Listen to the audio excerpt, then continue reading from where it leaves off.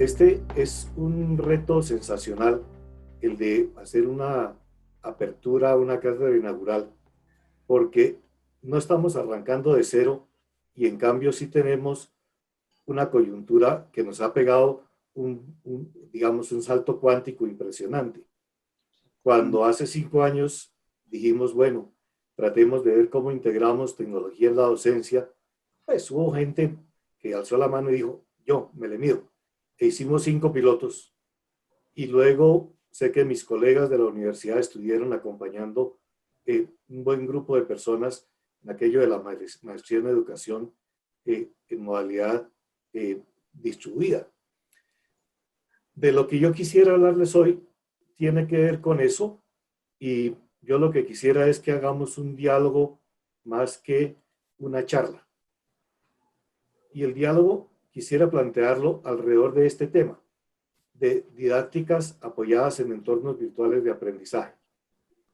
Y en eso quisiera explorar qué oportunidades y requerimientos tiene la integración de estos entornos virtuales en una universidad que se transforma.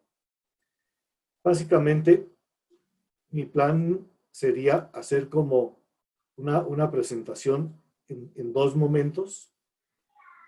Uno, tratar de comentar o de reflexionar sobre qué es eso de que una universidad se transforma para la enseñanza remota. Y miren que uso la enseñanza remota porque estoy convencido que no tuvimos tiempo de prepararnos para racionalmente decir vamos a la virtualidad o vamos al blended o a una modalidad medio híbrida, porque lo que nos tocó fue construir sobre lo que mejor podíamos con base en lo que mejor sabíamos. Sin embargo, independientemente que estuviéramos o no en enseñanza remota, como que ya traíamos una trayectoria y esa trayectoria es el punto de partida. Entonces, cuando uno dice que transformación, pues toca ver de qué estamos hablando, qué queremos decir con transformarse, dado que había una coexistencia de personas que ya se habían atrevido a hacer innovación, otras que estaban interesadas y otras que pensaban que pues, ya, sí, como yo lo hago, está bien, ¿para qué me complico? ¿O cuál es la necesidad de cambiar cuando la evidencia me dice que los estudiantes aprenden y que, como lo estoy haciendo, que funciona? Entonces, el tema de la transformación es un tema al que quisiera dedicarle un poquito de tiempo. Y luego, ¿qué retos nos plantea eso cuando hacemos enseñanza remota? ¿Cuáles van a ser cuando volvamos a la nueva normalidad? Que no es la misma vieja, eso es lo interesante. Que no es que tuvimos un transiente para volver a donde estábamos, sino tenemos un transiente para ir más allá de donde estábamos dentro de cierta lógica.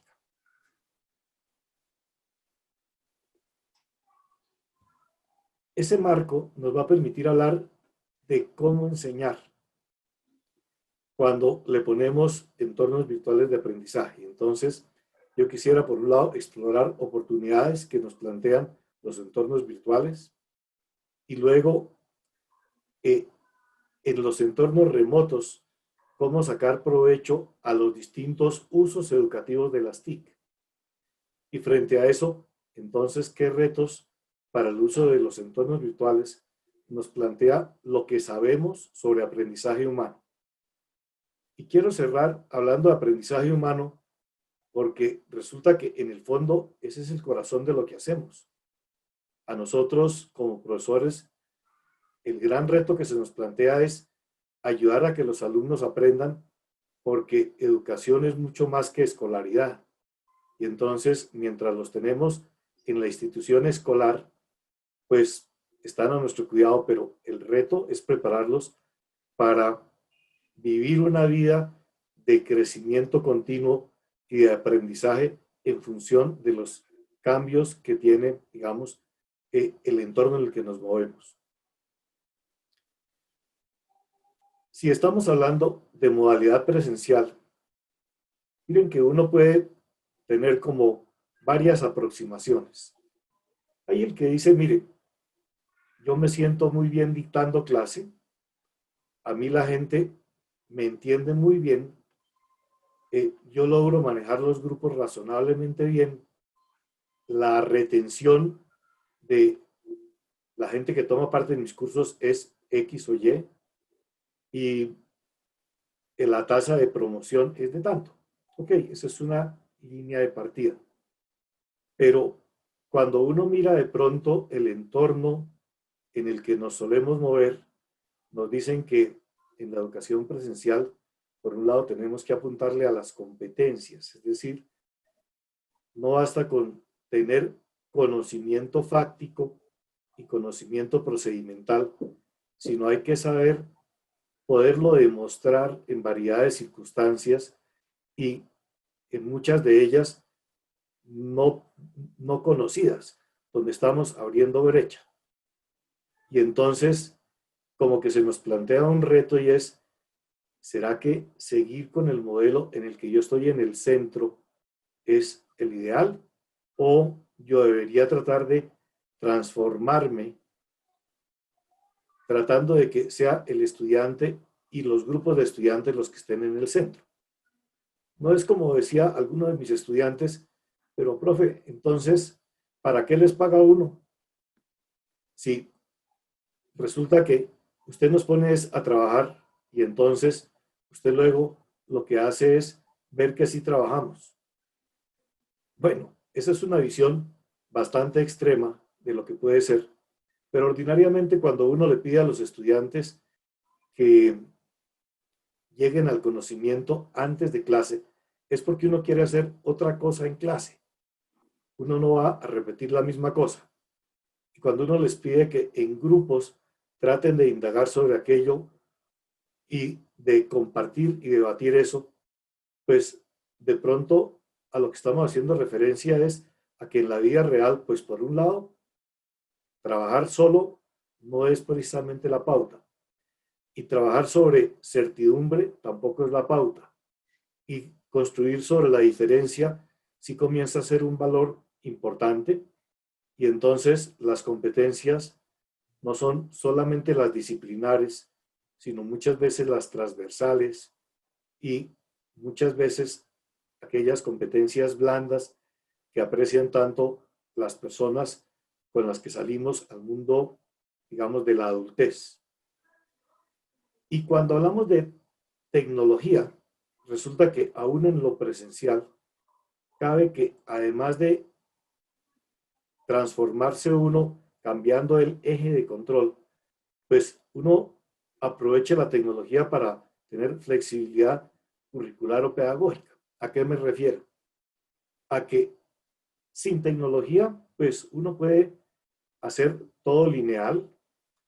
Eh, el profesor enseña, el alumno lee su libro, ve su video, eh, las clases se siguen en la secuencia que uno quisiera o que uno prescriba, pero cuando tenemos tecnología, cabe que de pronto el alumno demuestre lo que ya sabe al comienzo de la clase y con ayuda de tecnología haya un marcado de ritmo y de secuencia que atiende las diferencias individuales y los modos de aprender y de enseñar también se pueden adecuar y entonces lo curricular ya no es igual para todo el mundo y lo pedagógico se podría adecuar a los estilos de aprendizaje, a los entornos de aprendizaje, etc.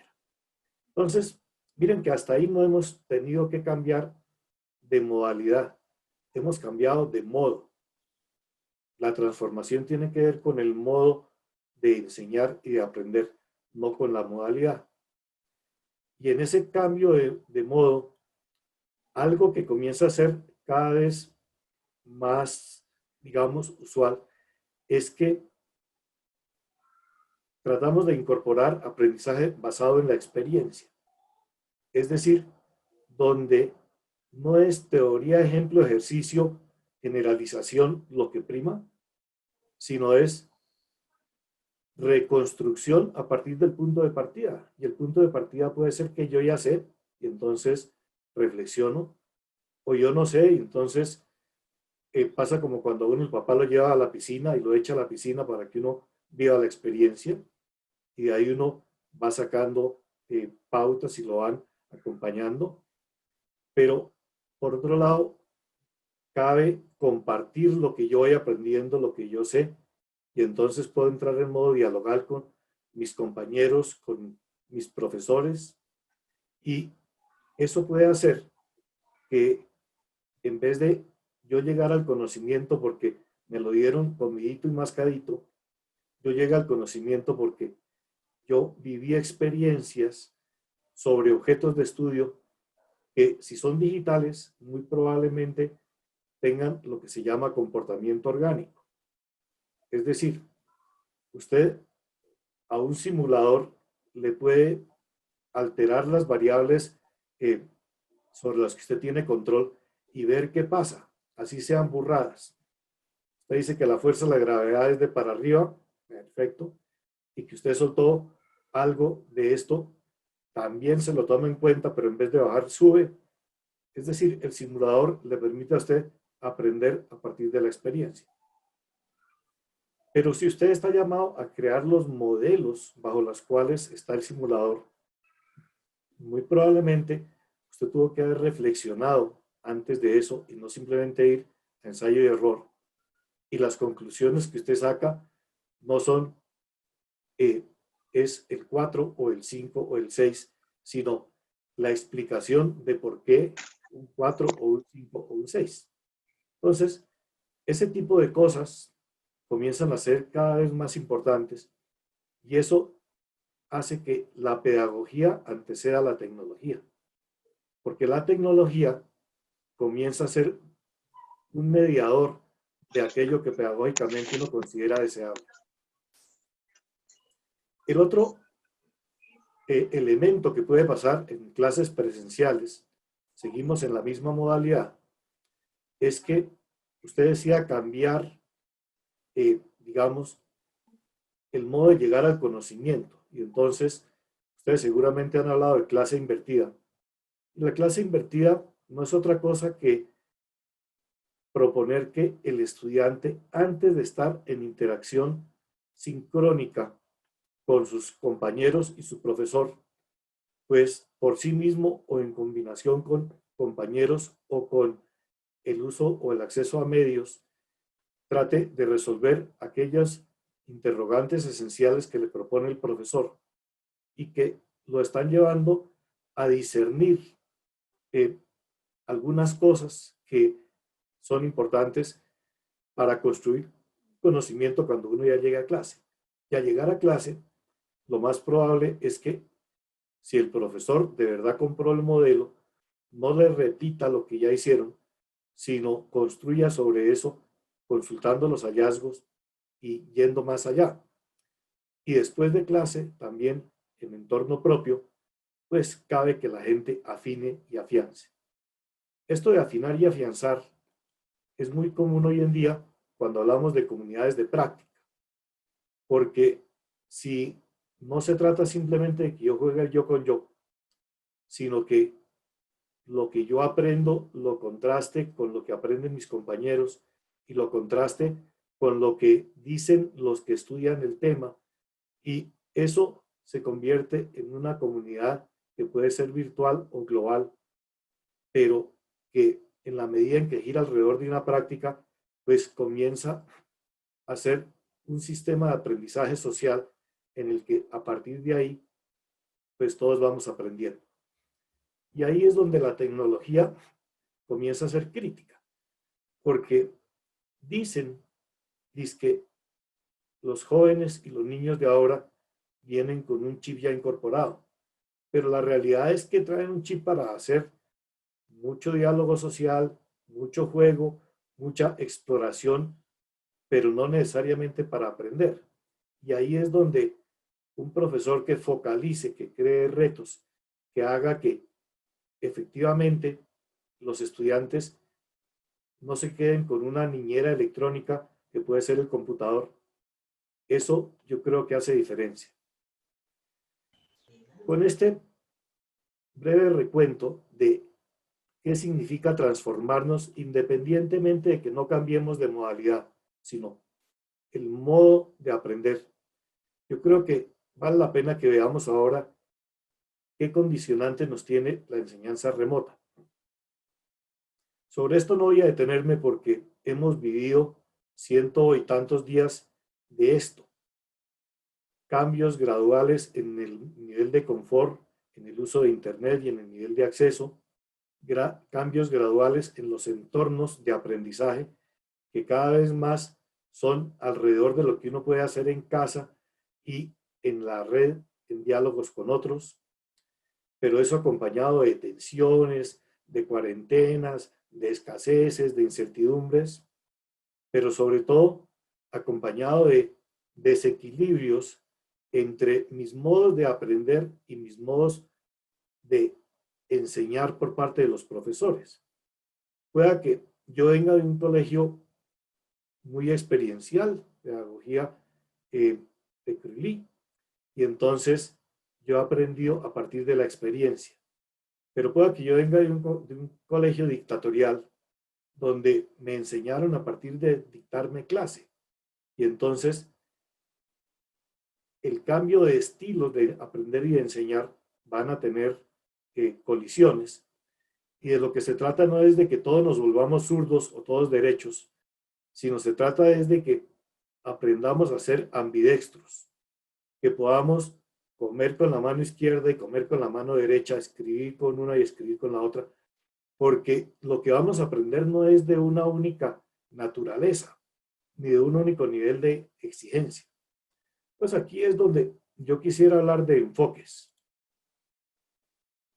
Y la buena metáfora que yo he encontrado para hablar de enfoques es esta de aprender a pilotear un aeroplano mientras uno está en el aire. Pues eso nos pasó con la pandemia.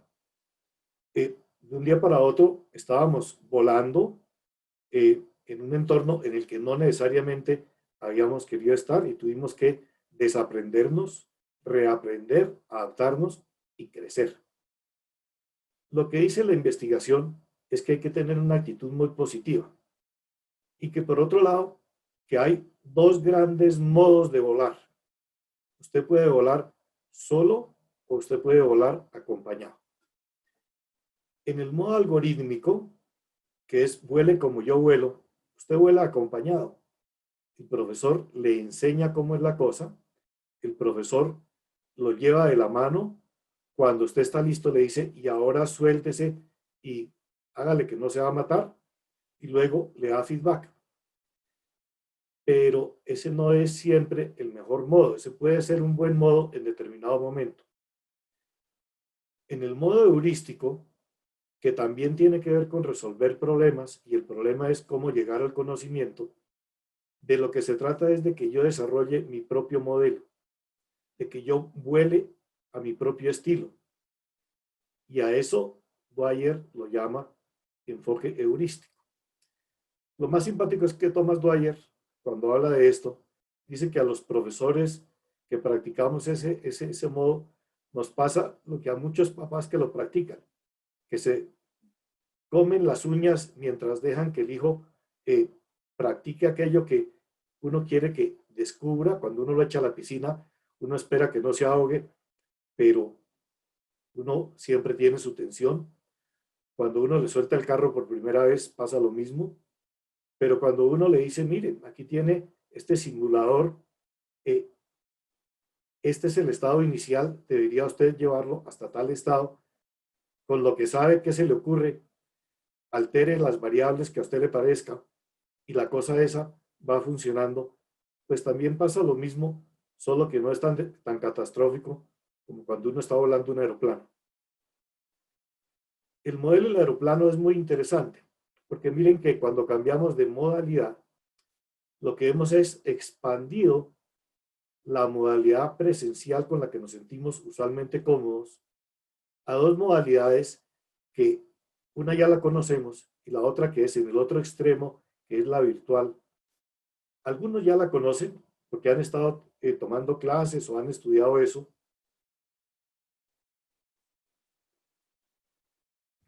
Y saben que lo que hay son tiempos y espacios que uno puede manejar. Y normalmente se dice que la virtualidad es cuando 80% o más de las actividades o de los materiales se estudian en la red. Y que la presencial, desde esa perspectiva, es cuando un 30% o menos.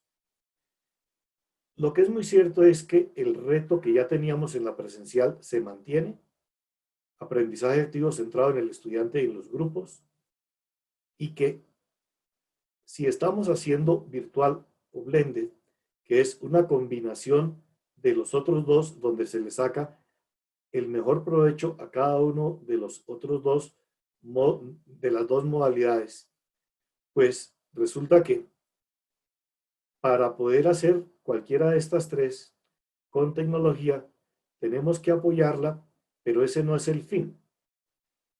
El fin es flexibilizar curricular y pedagógicamente, gracias no solo a que hemos alterado las variables tiempo y espacio, sino hemos alterado el entorno de aprendizaje. Se vale que yo estudie donde yo aprendo, o que yo estudie en mi casa, así sea a altas horas de la noche, porque si no, no me dejan estudiar.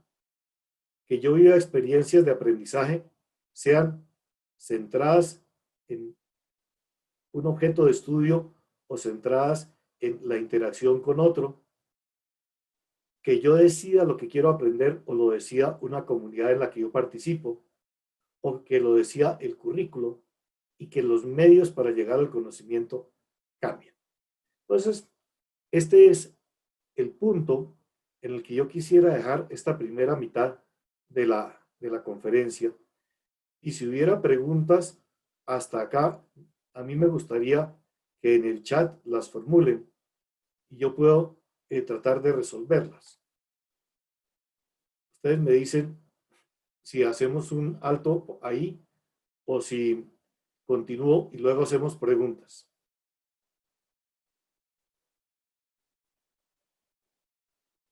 Bueno, por el silencio, señor. Doctor.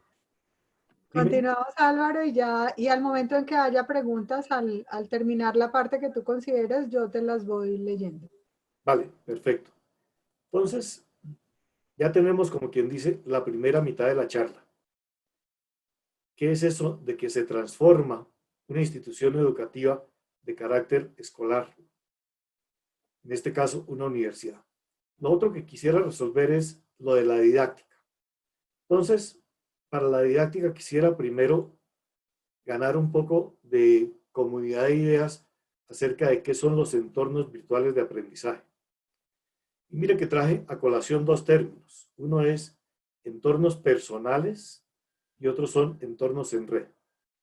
En pocas palabras, yo puedo estar aprendiendo en interacción con objetos de estudio por mí mismo. Yo me leo un libro, yo me veo un video, yo oigo a un profesor, yo salgo y entrevisto a alguien, yo hago por mí mismo el proceso de llegar al conocimiento. Pero hoy en día no solo eso es válido, sino que es quizá mucho más retador entornos en red para aprender. Entonces, no se trata de que Álvaro resuelva el problema, sino que Álvaro y su pequeño grupo llegue a la solución. Hicimos una experiencia muy linda con ustedes alrededor de un proyecto que se llamaba Team Galileo. Y el chiste del proyecto era ese, que las aulas de los profesores que participaban en esto estaban organizadas en grupos de A4 y en cada grupo había un líder que era alguien que era más destacado que los demás en el dominio disciplinar que eran las matemáticas, y cada semana le soltábamos 10 preguntas auténticas, es decir, preguntas de la vida real relacionadas con el tema que estábamos estudiando. Pues eso exigía colaboración y exigía intercambio y exigía exploración y exigía una serie de cosas. Lo cierto es que pudimos demostrar, después de 2 años de replicar esa experiencia, que había diferencias significativas entre los que usaron los entornos de red apoyados en tecnología para resolver problemas y los que o no lo hicieron o lo hicieron solos. ¿Y eso por qué? Pues porque estamos simplemente haciendo uso de un concepto vygotsquiano y es el de aprender construyendo sobre la diferencia. Y en ambos casos cabe que uno haga uso de eso. Y entonces, cuando le ponemos virtualidad, podemos hablar de entornos virtuales de aprendizaje. Y esos entornos virtuales de aprendizaje pueden ser personales o individuales. Y ahí es donde nosotros, digamos, estamos en un punto ideal para poder generar conocimiento. Y en generar conocimiento, lo que hace la diferencia es poder uno llegar a discernir cuándo y cómo hacer uso de los recursos sincrónicos o asincrónicos para apalancar esto. Y ahí quisiera invitarlos a que hagamos un pequeño ejercicio, que utilicen sus celulares o sus computadores o sus tabletas para ir a un espacio que se llama menti.com y usen el número 409688. Van a encontrar algo como esto, donde les voy a pedir que en escala de frecuencia de 1 nunca a 5 siempre, usted diga si usted usa las tecnologías para mejorar su productividad, y entonces aquí en el ejemplo puse que con frecuencia, para interactuar digitalmente con otras personas, para explorar digitalmente objetos de estudio, para apoyar labores sustantivas de la docencia, para ampliar sus saberes generales disciplinares. Yo los invito a que vayan respondiendo eso y yo mientras tanto voy a Menti para ver qué respondieron.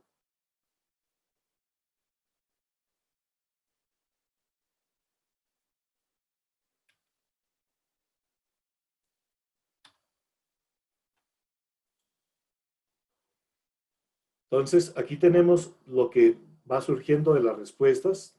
Tenemos 9 respondientes y tenemos un muy buen nivel, digamos, de evaluación. Todo está superando lo de con mucha frecuencia.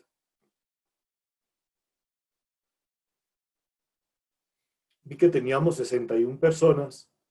Vamos a esperar a tener una buena cantidad de respuestas y entonces lo analizamos.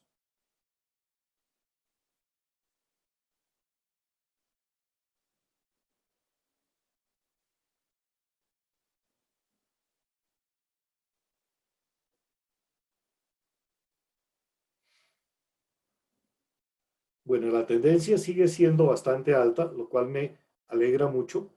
Quisiera que tratemos de interpretar esto haciendo uso, digamos, de los materiales que tengo preparados. Que si pueden volver a mostrar el código. 409688. Está aquí arriba.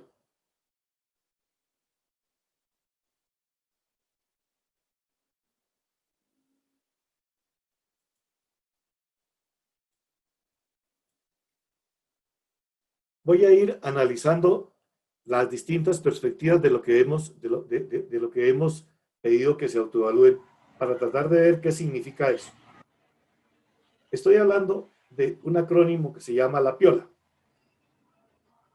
Y entonces la P tiene que ver con mejorar su productividad personal, la I, interactuar digitalmente con otras personas, la O, explorar digitalmente objetos de estudio, la L, apoyar labores sustantivas de la docencia y la A, ampliar sus saberes. Entonces, veamos esto porque puede ser interesante. Ya vimos que la tendencia era no aquí en las bajas, sino en las altas, lo cual nos quiere decir que los distintos usos son bastante, digamos, aprovechados. Y esto, ustedes por un lado, si fueran a Metacursos, que es un sitio web donde yo de vez en cuando comparto cosas, en el espacio de meta recursos, pues ustedes van a poder, digamos, ir un poco más a profundidad con esto. Y básicamente lo que ustedes van a tener al ir allá es una página en la que hay dos cosas. Por un lado está el significado de la piola, pero por otro lado está algo que le estoy pidiendo que miren la estructura de la piola y opriman el cuadro de la izquierda.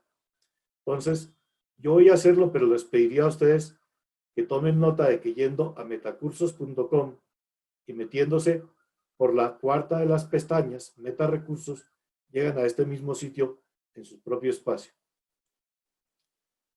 La razón por la que traigo a colación esto es lo siguiente, y es que las tecnologías no son ni buenas ni malas por sí mismas, sino son buenas o malas dependiendo de para qué las necesita usted.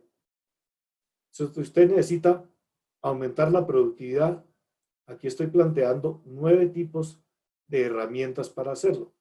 Unas para administrar el tiempo, otras para indagación y procesamiento de análisis de datos, etc. Pero hay otras que son para interactuar con otras personas en forma sincrónica, asincrónica o combinada. Y hay otras para vivir experiencias con objetos que tienen comportamiento orgánico, como simuladores, juegos, cosas de esas. Hacer manipulación conjetural. Y hay otras que nos sirven para, digamos, desempeñar mejor labores académicas, simplificarnos la vida como profesor, y otras para mantenernos activos en esto de, digamos, aumentar nuestro saber. También en ese mismo nivel o en esa misma categoría cabe que uno comparta con otros. Entonces, ¿por qué traje a colación esto? Porque en la medida en que uno encuentre cuál puede ser, digamos, el nicho de valor agregado para o lo que uno enseña o para lo que uno aprende, es muy probable que la aproximación a las tecnologías no sea de encontré esta cosa, ¿para qué me sirve? Sino yo que necesito comunicarme asincrónicamente con mis estudiantes, ¿qué oportunidades tengo? Yo que quisiera que vivan experiencias, algunas pues tienen que ser experiencias directas, pero otras pueden ser con modelos y muchas otras pueden ser en ambientes digitales. Y cuando yo quiero, digamos, apalancar lo que yo hago con profesor, puede ser con mapas mentales, con algún tipo de modeladores, con herramientas para organizar el conocimiento, pues puedo ir a una herramienta como esa y consultar. Y lo mismo si lo que yo quiero es o compartir lo que yo genero o llegar al conocimiento a partir de ver lo que otros han dicho. Y entonces, mi recomendación es no partan de las tecnologías, partan de los usos de las tecnologías. Y la piola es un acrónimo para eso. Les puede permitir enfocar la búsqueda de tecnologías. Cuando usted dice, bueno, definitivamente yo quiero, escojamos cualquiera de estas y vamos a ver qué hace uno. Entonces,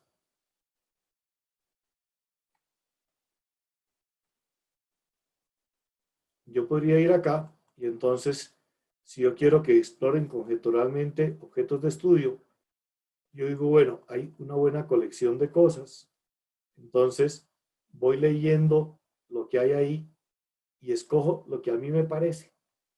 Y cuando lo escojo, pues esto teóricamente me debe llevar a un sitio que si todavía está activo, pues me debe dar recursos directos.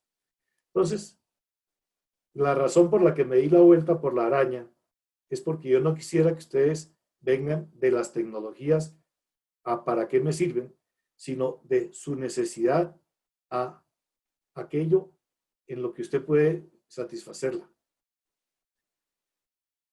Y si sabemos que hay recursos, y estos recursos no están solamente en la piola, estoy seguro que en Abaco ustedes tienen repositorios de recursos abiertos, algunos de universidades que han hecho segmentos para ciertas disciplinas, otras que son mucho más amplias. Estoy seguro que van a poder resolver el problema de, ajá, ¿cómo puedo yo agregar valor? El otro punto es que habíamos dejado como abierto esto de los entornos virtuales a la espera de poder tener un principio sobre cómo podemos nosotros, digamos, encontrar oportunidades tecnológicas, que es a partir de las necesidades. Pero cuando lo tengamos resuelto, no hemos acabado de resolver el problema. Porque miren que, volviendo a lo algorítmico y a lo heurístico, hay quienes algorítmicamente se tratan de preparar para el examen aprendiéndose de memoria lo que dijo el profesor. O miran el solucionario y tratan de aprenderse las N maneras de resolverlas. Y su enfoque es, frente a un problema, conozco yo la solución o conozco quién la sepa y no le entran a cómo lo puedo yo resolver. En el otro enfoque, en el heurístico, pues un problema es un desequilibrio cognitivo que me lleva, por un lado, a ver yo qué sé sobre eso y entonces cómo puedo construir sobre eso. Y por otro lado, usando las oportunidades que hay en el entorno, yo veo si hay algo que me ayude a disminuir la brecha entre lo que yo sé y lo que se espera que yo haga. Y así voy avanzando y sometiendo a prueba las distintas ideas hasta que llego a un bombillazo. Entonces, eso exige un profesor distinto a el profesor que le enseña vuele como yo vuelo. El profesor que le enseña desarrolle su propio modelo para volar, pues tiene que tomar en cuenta que el modo de aprender es distinto y el modo de llegar al conocimiento es distinto. Y aquí es donde la investigación comienza a ser muy importante. Miren que hay un grupo que por allá en los 98, coordinado por John Bransford, hizo un estudio sobre cómo crear entornos de aprendizaje que atendieran las características de nosotros los humanos. Y entonces dijeron, mire, pues por un lado, uno debería estar centrado en el que aprende. Si usted no sabe a quién se está dirigiendo, va a ser muy difícil que usted logre ayudarle a aprender. Pero por otro lado, usted tiene que saber qué es lo que usted está enseñando, disciplinarmente cómo es la cosa, el conocimiento. Y ese conocimiento la gente tiene que poderlo demostrar. Entonces también tiene usted que estar centrado en la evaluación. Y todo eso tiene que servir para algo, tiene que poderse valorar y poderse demostrar con valor en la comunidad. Entonces tiene que estar centrado en la comunidad, en las necesidades. Y eso nos lleva al problema fundamental de la didáctica. Y es que cuando usted va a enseñar, usted no dice qué dice el libro, sino usted dice, ajá, ¿y por qué hay que enseñar esto? ¿A quién se lo tengo que enseñar? ¿Qué es lo que de verdad hay que enseñar y cómo demostrar? Pues quisiera hacer otro pequeño sondeo y pedirles que en el mismo lugar, con 40, 96, 88, ustedes resuelvan esta pregunta de en escala de frecuencia 1 a 5, ¿cuáles de estas cosas usted hace con tecnología? Pues yo voy a ir a ese lugar, eso es por acá.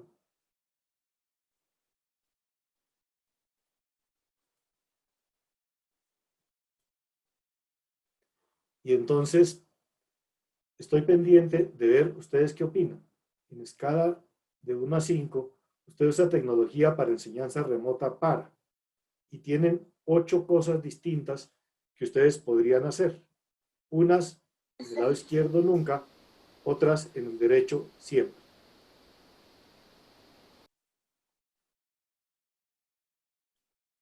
Y muy probablemente ustedes lo estén viendo por acá.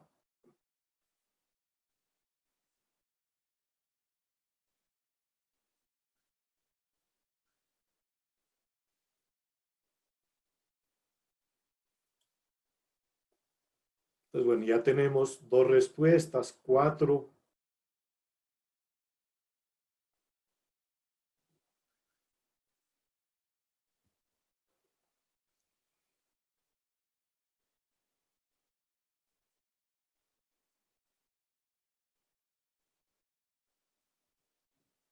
La rayita que está ahí, ese 3,7 es el promedio de las respuestas.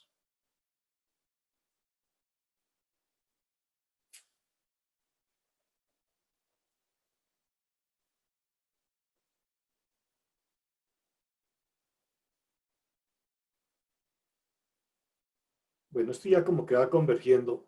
Voy a ir a otra vista para poderlo analizar.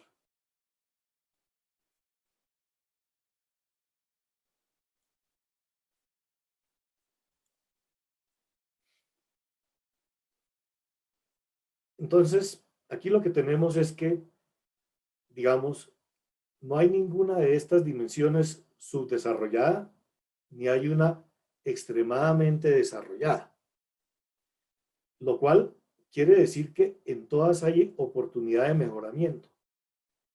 Si hubiera alguna que estuviera en promedio arriba de 4,5, uno dice, listo, de eso no nos tenemos que preocupar.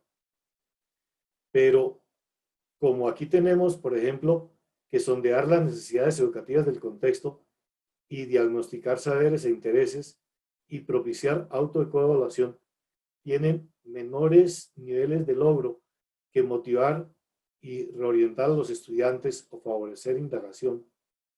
Entonces, debemos ver esto que tiene que ver con el diseño de los entornos de aprendizaje. Pues les voy a pedir que, perdonen que no voy a usar esta gráfica, sino otra que ya había cuajado, para poder hacer un discernimiento sobre esto. Esto es algo ficticio, no es lo que ustedes respondieron, sino básicamente lo que trato de mostrar es cómo las ideas de Bransford, que es de un estudio para el National Science Foundation del 98, lo que señala es que tenemos que prestarle mucha atención a entender a nuestros estudiantes, qué conocimientos, destrezas, actitudes y creencias traen cuando llegan a esto. El que llega a clase de matemáticas diciendo yo soy pésimo para eso, es distinto del que yo soy el duro y el que llega diciendo yo trabajo todos los días en contabilidad, ¿qué hago en este curso de contabilidad si yo sé más que este profesor? Pues miren que eso hay que saberlo. Pero además, el que llega porque le tocó, usted se ganó una multa y lo mandaron a tomarse un curso que usted no quería, pero le tocó. Ese es un punto de partida bien distinto del que llega porque su papá le prometió que si eso, que si le iba muy bien en esto, lo financiaba para que se fuera de vacaciones a tomarse yo no sé qué curso en no sé dónde o con la novia de paseo. Entonces, las motivaciones hay que auscultarlas, las expectativas, aquellas cosas que pueden favorecer o no favorecer el proceso. Y si nosotros miramos la parte disciplinar, pues pueda que a mí me encanten las matemáticas, pueda que a mí me encante el inglés, que yo tenga mucha actitud, pero si yo pienso que eso no sirve para nada, yo digo, ¿cuándo en mi vida me van a mí a pedir que haga algo como esto? Pues no tiene significancia. Entonces a mí me toca como profesor llegar diciendo, a ver, una señora va por la calle, mira para un lado, tiene un carro aparentemente rápido, mira por el otro lado y viene una bicicleta. Ella decide correrse el riesgo y se va hasta la mitad y la agarra la bicicleta.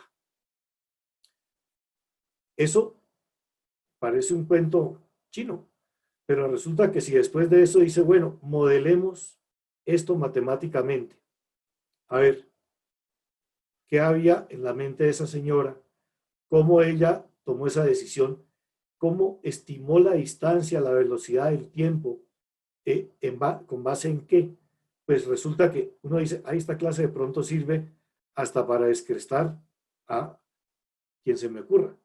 Pero si no es eso así de ficticio, sino que uno llega y le dicen, mire, en la vida real, los empleadores llegan con problemas como estos.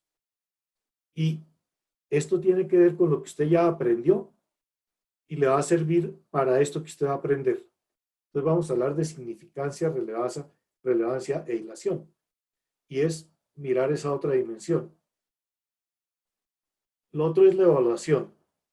Uno de los grandes retos que tenemos en la época de la enseñanza remota es justamente el de cómo certificar que la gente aprendió. Si yo me limito simplemente a decirles, ahí en el espacio, en mi aula virtual, pongan la solución a estos ejercicios, pues es posible que se los haya hecho la abuelita o la novia, o que en el mejor de los casos lo haya hecho él. Pero si el ejercicio no es simplemente aplicar una fórmula, sino el ejercicio es de una situación problemática formular el problema y del problema ver cuál es la mejor manera de modelarlo y de ahí cuál es la mejor manera de reemplazar o de cuantificar lo que tengo y lo que no tengo para saber lo que me falta. Ah, si yo le pedí la justificación, eso que es un problema, llamémoslo aterrizado, pues es un ejemplo de lo que uno puede hacer si el primer día de clase dice, mire, aquí todos tienen 5, solo que para mantener el 5 van a tener que entregarme al final del semestre un proyecto tal que, y lo vamos a hacer por fases. En la primera unidad ustedes van a especificar el problema, en la segunda unidad van a hacer esto, en la tercera esto, y cada uno va a tener un portafolio y cada quien va a entregar sus propias cosas y cada uno trabajando con sus colegas va a hacer coevaluación y etcétera. Si yo defino cómo va a ser mi sistema de evaluación, pues la gente no se va a sorprender de que al final la cosa no fue como yo dije el primer día que todo el mundo sacó 5. Y lo de estar centrado en la comunidad sí que es importante, porque resulta que si lo que usted enseña no atiende una norma o no atiende un requerimiento o no atiende una práctica deseable, lo más probable es que usted no le encuentre valor a esto porque simplemente en el contexto no tiene sentido. Y ahí es donde algo como este modelo puede ser muy importante. Saber uno que cuidando esas 4 dimensiones y atendiendo estas 8 aristas, uno puede formular una estrategia pedagógica que de verdad le ayude a la gente, digamos, a ir de donde está en este momento a donde quisiéramos que vaya. Sobre esto he escrito más de una cosa. Si ustedes van a Academia y buscan Álvaro Galvis, allá van a encontrar varias de estas cosas. Y en Conéctate, que es donde yo trabajo, si van a virtualidad.uniandes.edu.co, van a encontrar muchos recursos que hemos puesto a punto para ayudar a nuestros profesores a superar esto, digamos, de, por un lado, moverse a enseñanza remota y ahora de volver a la normalidad.